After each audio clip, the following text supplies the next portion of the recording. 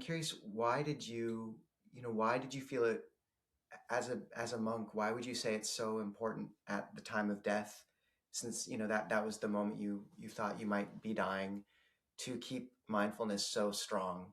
Why is it important at that moment for those listening? Because when the Buddha saidจิตเตสังกิริเถทุกขติปฏิกังขา that mean when you almost die, if your mind อะไรก็ not clear, not be mindful, you will born in the bad place, like the hell animal, something like that, right? And that's why it's very important before we die. We have to clear our mind, like be mindful, be aware of everything.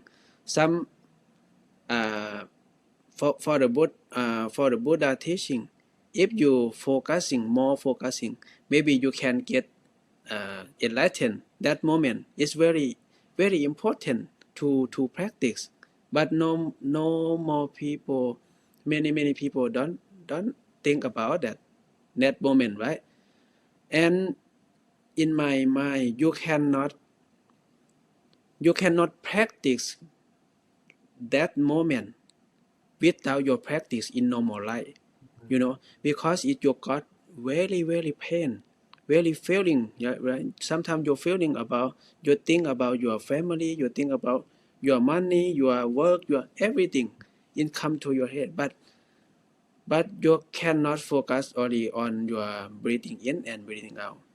For me, I can focus on breathing in and breathing out because I practice many times in daily life, right?